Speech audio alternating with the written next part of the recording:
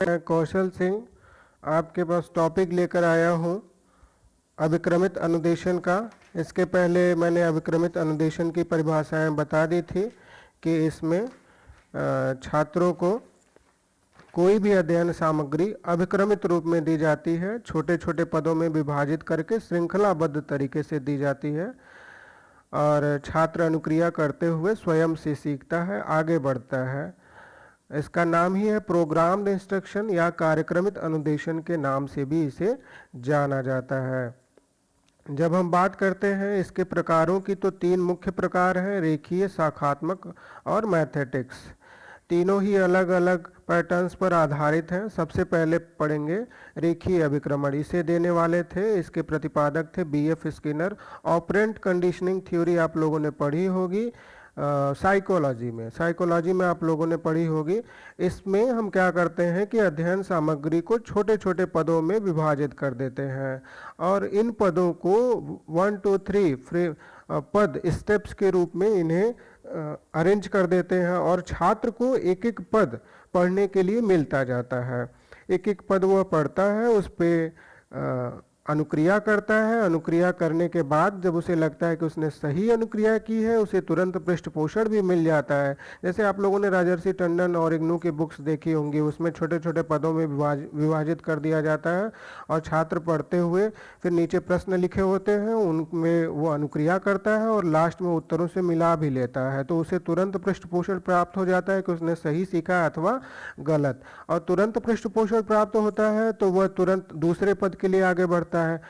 In case की वह सही अनुक्रिया नहीं कर रहा होता है, उसे पृष्ठपोषण निगेटिव मिलता है, तो वह पुनः वापस प्रथम फ्रेम पर आ जाता है, प्रथम पद पर आ जाता है और फिर इसके बाद उसे फिर से पढ़ता है और सही अनुक्रिया करते हुए क्रमशः द्वितीय, तृतीय, चतुर्थ, पंचम फ्रेम तक जाता है। यहाँ 5 लिखा है, इसका ये मतलब नहीं है कि सिर्फ 5 ही फ्रेम होते हैं, ज़्यादा फ्रेम हो सकते हैं, कम भी हो सकते हैं। यहाँ पर देखिए पूर्व व्यवहार भी लिखा है और अंतरिम व्यवहार भी लिखा है। तो पूर्व व्यवहार क्या होता है? जब उसको अध्ययन सामग्री से पढ़ने से पूर्व जो छात्र का व्यवहार होता है तो उसे पूर्व व्यवहार या इंटरिंग बिहेवियर कहते हैं टेक्नोलॉजी की भाषा में। और छात्र को पढ़ने के जो उसने 5 फ्रेम यहाँ दिए हैं, पढ़ने के बाद जो व्यवहार होता है उसे कहते हैं अंतरिम व्यवहार या कि टर्मिनल बिहेवियर। तो ये होता है रेखीय अभिक्रमण। रेखीय अभिक्रमण में क्या होता है कि छोटे छोटे पद एक रेखा में अरेंज कर लिए जाते हैं। तो इसकी विशेषता यही होती है। देखिए यहाँ पर लिखा हुआ है कि छात्र उसका उत्तर सही या गलत होने का ज्ञान कराया जाता है। उत्तर सही मिलता है तो उसे पुनर्बलन मिलता है और आगे के क्रम में बढ़ जाता है। तो मेरे ख्याल से ये आप लोगों को समझ में आ गया होगा। ये ऑपरेंट कंडीशनल जो थ्योरी है उस पे वो आधारित है और सभी छात्रों के लिए इसमें एक ही समान पद होते हैं और अंतिम लक्ष्य तक वो पहुंच जाते हैं। लेकिन इसकी कुछ सीमाएं भी, आपको लिमिटेशंस भी देखनी होंगी, क्योंकि यह बहुत ही सरल होता है, सामान्य छात्रों के लिए होता है। छात्र आगे पढ़ते चले जाते हैं, नहीं आता है पुनः वापस पढ़ के फिर आगे बढ़ते हैं, अनुक्रिया उन्हें पुनर्बलन मिलता है। लेकिन जो प्रतिभाशाली छात्र होते हैं उनके लिए यहाँ थोड़ी समस्या होती है, उनकी प्रतिभाओं का दोहन नहीं हो पाता है। सृजनात्मक छात्र यहाँ पर थोड़ा मायूस महसूस करते हैं। फिर हम आगे बढ़ते हैं शाखीय प्रोग्रामिंग पर। शाखीय प्रोग्रामिंग की यहाँ पे स्ट्रक्चर आप लोग देख रहे होंगे, थोड़ी सी जटिल स्ट्रक्चर दिखाई दे रही है। इसमें पदों में न विभाजित करके इसमें क्या करते हैं, फ्रेम्स में विभाजित करते हैं और एक एक फ्रेम में कई सारे ABCD अल्टरनेटिव्स होते हैं। इनको आप देख रहे होंगे कि इसमें फ्रेम क्या है, 1 2 3 4 ये सारे फ्रेम हैं और ABCD ये क्या है, उसके बहुनिर्वचनीय वस्तुनिष्ठ प्रश्न हैं।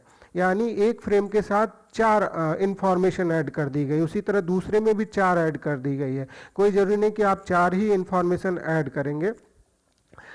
इसमें आप देखिए ऊपर लिखा भी होगा कि इसके प्रतिपादक नॉर्मन क्राउडर थे और यह प्रतिभाशाली छात्रों के बड़े काम आती है। क्यों काम आती है? क्योंकि वो उसमें ABCD करके तमाम विकल्पों में से इसको ढूंढ लेते हैं कि कौन सा उत्तर सही है और कौन से क्रम से हमें B को पकड़ करके दूसरे पे जाना है या दूसरे के A को पकड़ के तीसरे पे जाना है। इस तरह से उन्हें उपचारात्मक निर्देश भी प्राप्त होते जाते हैं। यहाँ पे लिखा है उपचारात्मक निर्देश भी प्राप्त हो जाते हैं। यह बहुनिर्वचनीय होता है।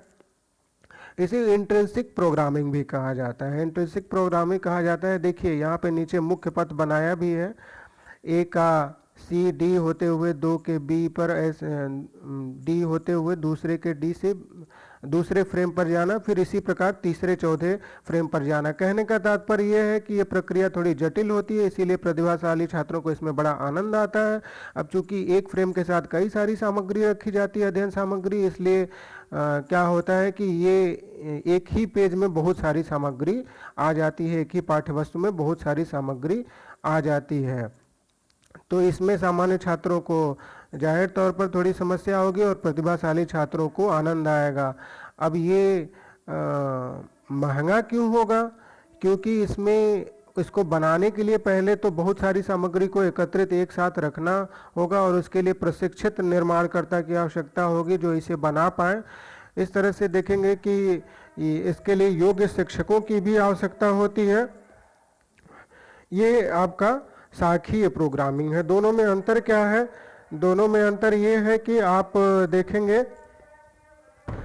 कि रेखीय सामान्य छात्रों के लिए एक रेखा में इसमें पदों को रखा जाता है और शाखीय में क्या होता है कि एक ही फ्रेम्स में रखा जाता है और इन फ्रेम्स में बहुत सारी सामग्रियों को एक साथ रख दिया जाता है। चलिए तीसरे पर चलते हैं, मैथेटिक्स प्रोग्रामिंग। मैथेटिक्स को दिया था गिलबर्ट ने, मैथीन शब्द से बना है और जिसका अर्थ होता है सीखना। इसमें 3 शब्द दिए गए हैं, डिमॉन्स्ट्रेशन, रिलीज और प्रॉम्प्टिंग। यहाँ देखिए इसमें दिया होगा डिमॉन्स्ट्रेशन, रिलीज और प्रॉम्प्टिंग। इसकी विशेषता क्या होती है मैथेटिक्स प्रोग्रामिंग की? ऐसे अब क्रमित अन्वेषण की क्या विशेषता होती है कि इसमें छात्र क्या होता है कि छात्र इसमें पहले ही डी पद पर यानी अंतिम पद पर पहुंच जाता है और डी से फिर होते हुए तीसरे पे, फिर दूसरे पे यानी ग पे, ख पे होते हुए आता है। पहले वाला कहलाता है डिमॉन्स्ट्रेशन, प्रदर्शन, यानी जो आखिरी विकल्प होता है जिसे वो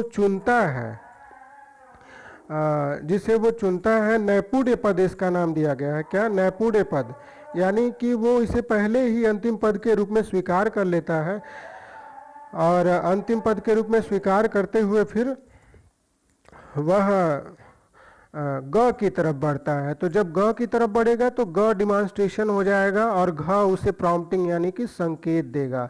इसी प्रकार जब वो ख की तरफ बढ़ेगा तो घ को हम रिलीज कर देंगे, उन्मुक्त कर देंगे, छोड़ देंगे और ग प्रॉम्प्टिंग का संकेत देने का काम करेगा कि भैया इसके पहले वाला चरण ख था, आप ख पे चलिए। फिर ख प्रॉम्प्टिंग का काम करेगा और घ रिलीज हो जाएंगे, उन्मुक्त हो जाएंगे, यानी वो अध्ययन वो कर चुका होगा, सीख चुका होगा।